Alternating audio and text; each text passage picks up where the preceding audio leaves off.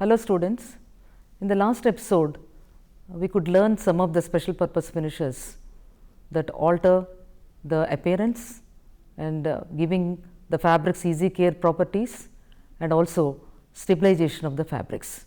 Today we will see how the fabrics can be made more comfortable and more biologically resistant, and also how they can be made into safety garments to the wearer. Now we will look at comfort related finishes.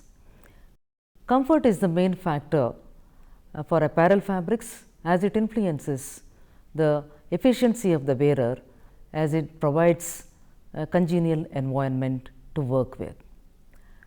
Comfort is generally associated with moisture and also the thermal properties of the fabrics. These finishes either improve the moisture relations or otherwise they also improve the thermal stability or thermal resistance of the fabrics, and thus they can provide the comfort.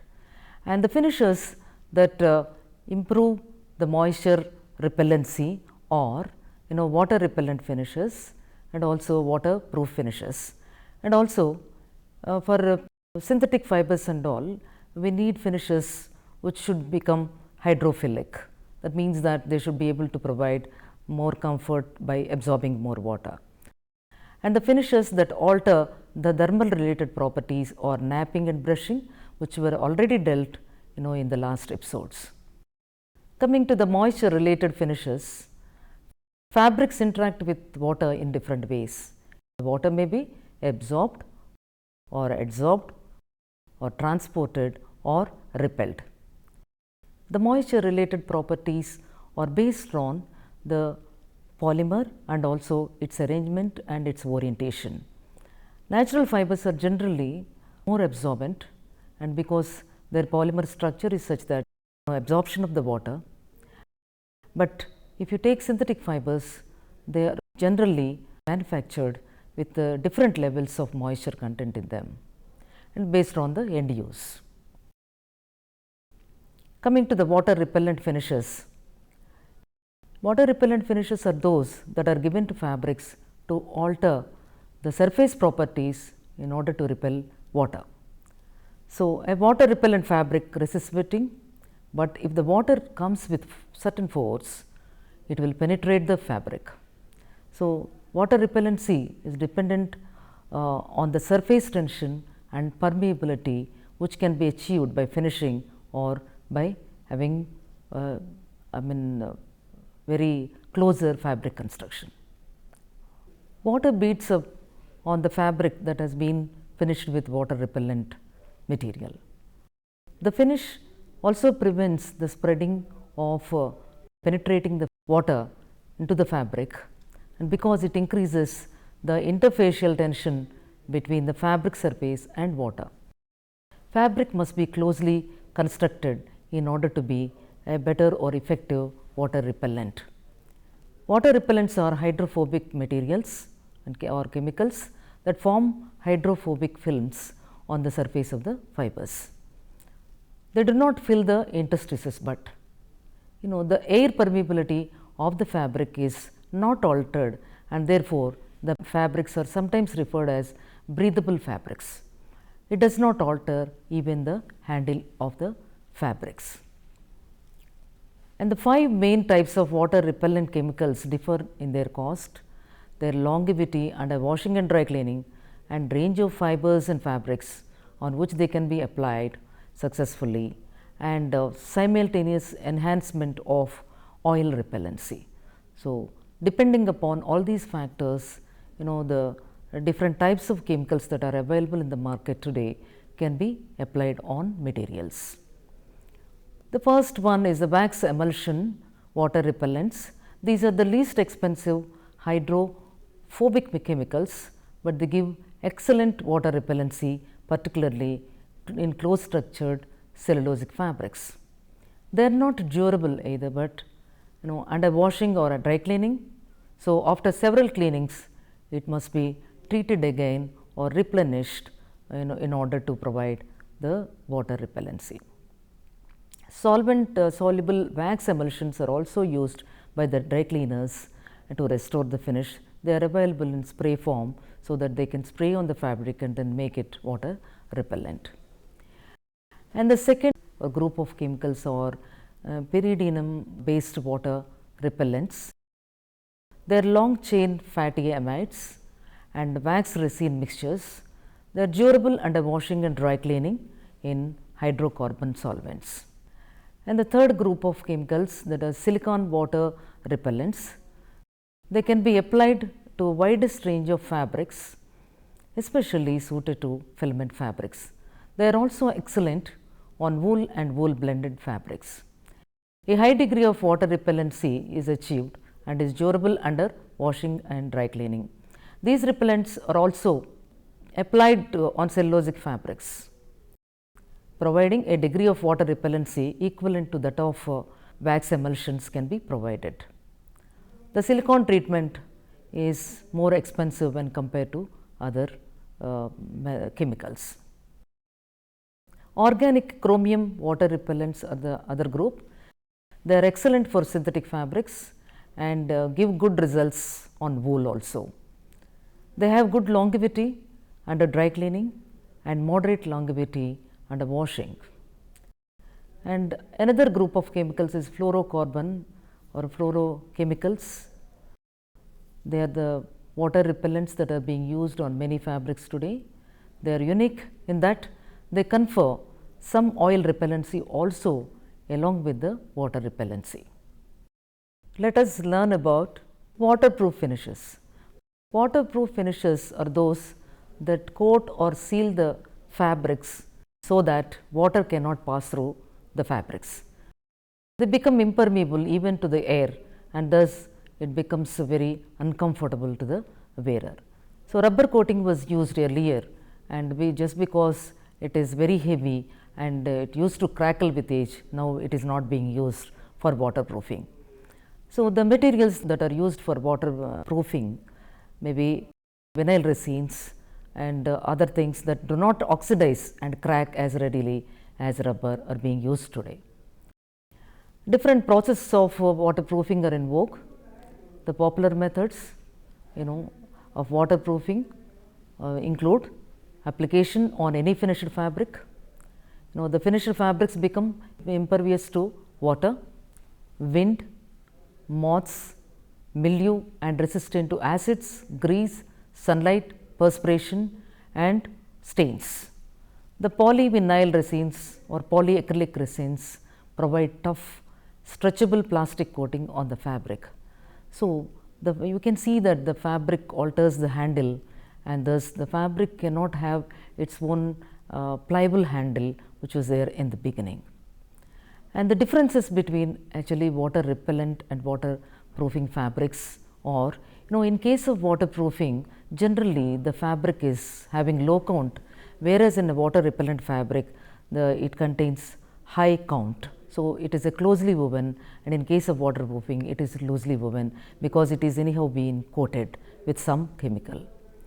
And in waterproof fabric, water cannot penetrate, and at the same time air also cannot be permitted through the fabric.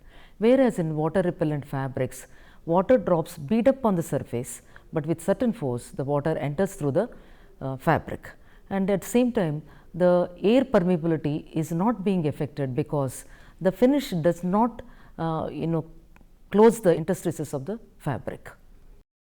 And then the handle of the waterproof fabrics are altered, whereas the handle of the water repellent fabrics are not altered because it is just an ultra film that is coming on the fabric. It does not alter the handle at all. The waterproofing is cheaper to produce, and whereas the water repellency is little costlier, but it depends upon again the durability or the permanence of the finish. And generally waterproofing is almost permanent, and whereas this one water repellent finishes can be temporary, can be semi durable or durable depending upon the end use and the cost of finishing. Let us look at hydrophilic finishes. And hydrophobic fibers such as nylon and polyester are finished by using this kind of finishes. The finished fabrics exhibit enhanced wicking of water over their surfaces through their thickness and also through the surface. So, both the sides, the horizontal and vertical wickability is improved by this process. When placed in water, these fabrics become more wetter and than unfinished fabrics.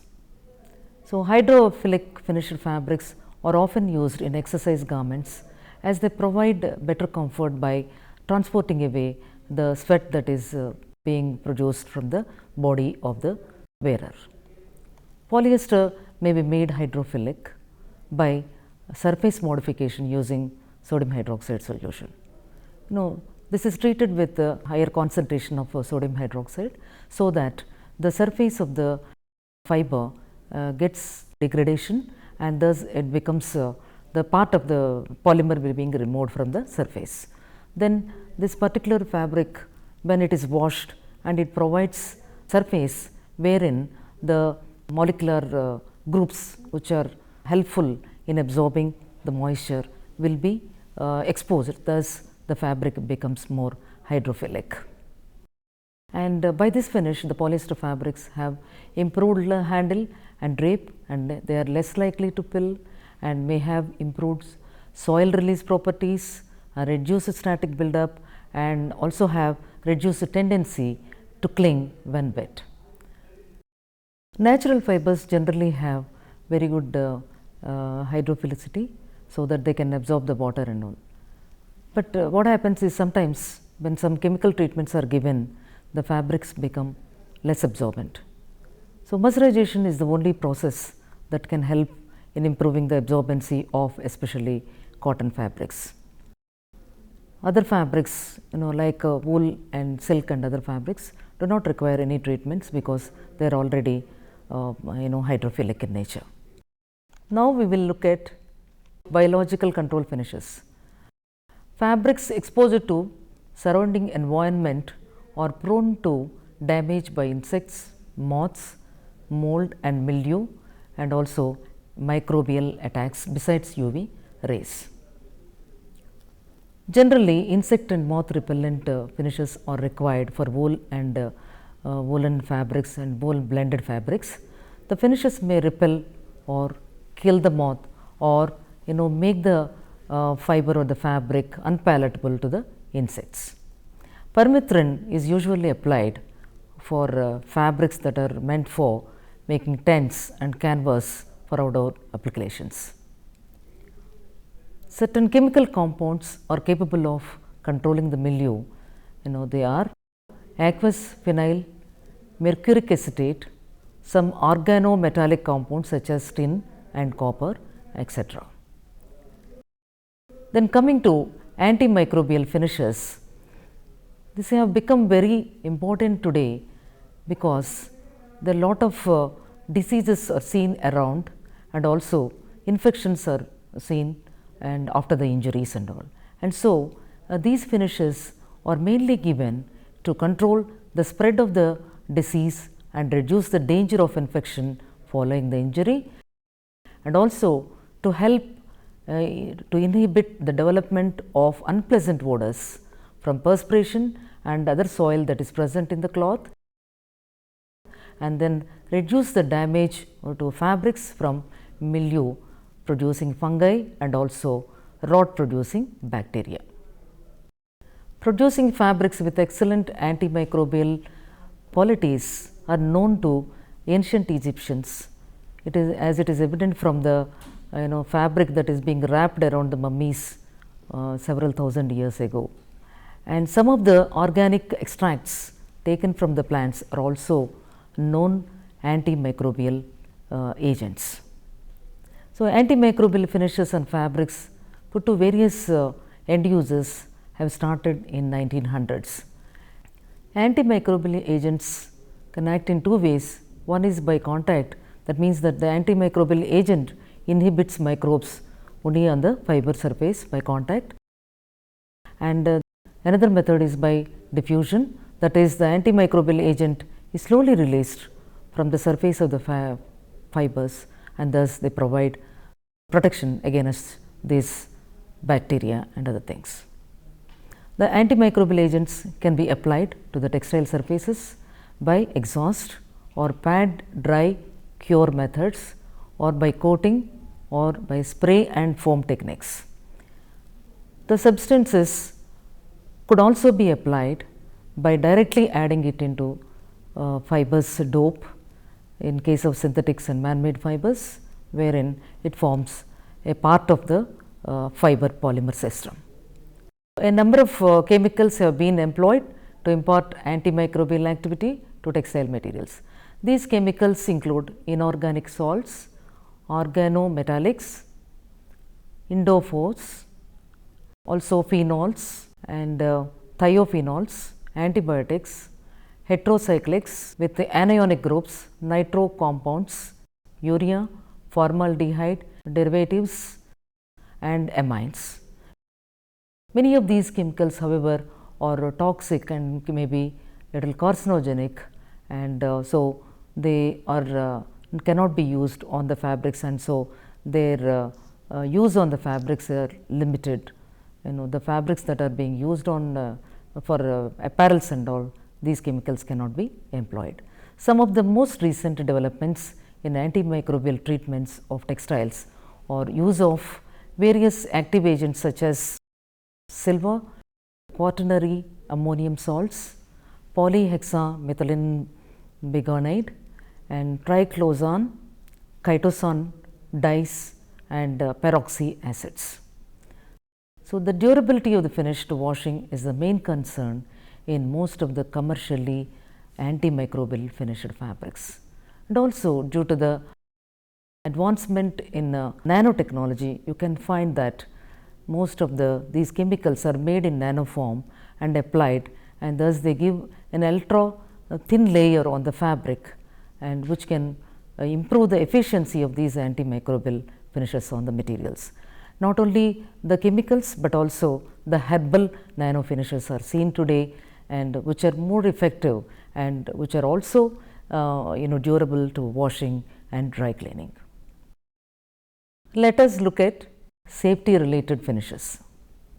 The functional finishes that produce safety environment are grouped under safety related finishes. Under that, the first one that comes is the flame retardant finishes. Fibers used for textiles vary in their flammability, and natural fibers such as cellulosics, or they burn rapidly, and when they are ignited, and they continue to burn even after removal, and also they leave the afterglow. And whereas in case of protein fibers like silk and wool, they do not ignite so easily, but burn slowly, but they are self extinguishing, because their polymer structure does not support the combustion, whereas in cellulosic, because of the presence of oxygen over there, and it continues to burn. This afterglow in case of cotton and cellulosic fibers is sometimes dangerous, as it may reignite the fibers if placed in a mass. Synthetic fibers melt rather than burn when ignited, as the fibers are thermoplastic in nature.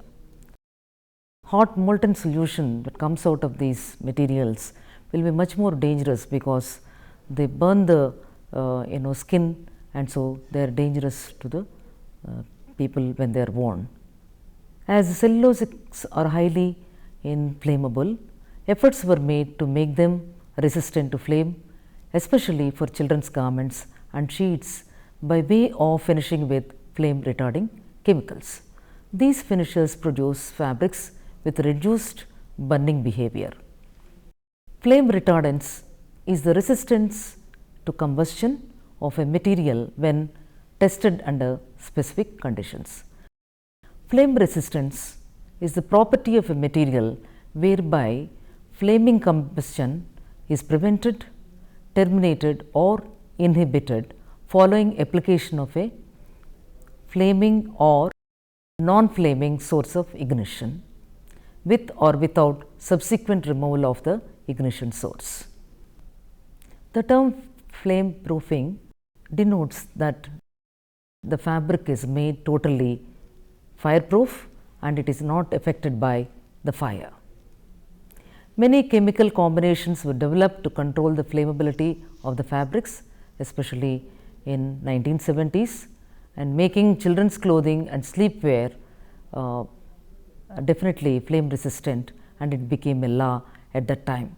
But during 1980s, it was found that some of the chemicals used for flame retardancy, they are carcinogenic, and so the fabrics were withdrawn from the market, thinking that they are dangerous to the people who are worn, especially for the children.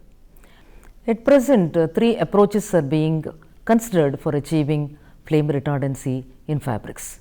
One approach is that using the fibers which are having inherent flame retardancy, and such as asbestos, which is a natural fiber, and manufactured fibers like glass, and we have aramids, monoacrylics, vignon, and all these fibers are having flame retardant, and so they can be used as such for making of fabrics which are used near the fires and such related end uses. And then second approach is using fiber modifications. That means that the fibers are modified in order to provide the fire retardancy, and such as rayons, modified nylons, and modified polyesters. Rayon, regenerated cellulosic fiber burns very quickly, and thus it is very dangerous when it is used for the children's garments and all. So, compulsorily this fabric needs to be given this kind of finish, so that there will be a lot of safety when worn by the children. Otherwise, the fabric is a very good fabric and very supple fabric, and it has a very good handle. A third approach is that giving a finish to the fabric, maybe it is a cellulosic fabric, or it is a rayon or a cotton fabric, or wool or silk, or any other fabrics. Basically, wool and silk are having fire retardancy, but other fabrics generally are given this kind of finishes. Several chemical compounds used for flame retardancy are in vogue today, and they are, that is THPC, it is popularly known as, that is tetrakis hydroxymethyl phosphonium chloride, and also tetrakis hydroxymethyl phosphonium hydroxide, and vinyl phosphate esters, etc. These are the chemicals that are being used in order to provide flame retardancy in fabrics. The fabrics are impregnated with these chemicals and sometimes cured if it is required, and some of these chemicals may alter the fabric handle, especially by making them little stiffer and harsh. And sometimes the finish chemical may also break down during the washing and dry cleaning, and so it should be selected based on the fabric and based on the end use, whether it is being washed regularly or dry cleaned regularly, or it is not washed and dry cleaned that often. Another safety related finishes are anti-static finishes. Generally, when fabrics are rubbed against themselves or against some other surface, they produce the electricity. In case of hydrophilic fibers such as natural fibers, they are capable of dissipating the electricity that is produced into the environment, because they are polar. And in case of hydrophobic surfaces or hydrophobic fibers such as nylons, polyesters and all, they cannot dissipate the electricity that is being produced, and so it becomes static on the surface of the fabrics. And so this becomes a problem in usage, and even while stitching, the fabric sticks to the sewing equipment, and also when worn it sticks onto the body of the wearer. And so this static electricity should be removed. And also there is a danger with this electricity, because when these fabrics are worn in rooms where oxygen is in use, like such as operation theatres and all, sparks that are being produced through this static electricity may cause fire accidents. And so it is dangerous to use these fabrics in places where oxygen is in use, and that is why even the nurses' uniforms, even the socks and all are going to be in cotton, but if they are to be used, they should be in case of polyesters and nylons, if they have to be used, they should be given this kind of antistatic finish. Antistatic finishes may be given in two ways. One is by finishing with the chemicals such as quaternary ammonium salts or other hygroscopic compounds, adding these chemicals in the dope solution when these fibers are being manufactured.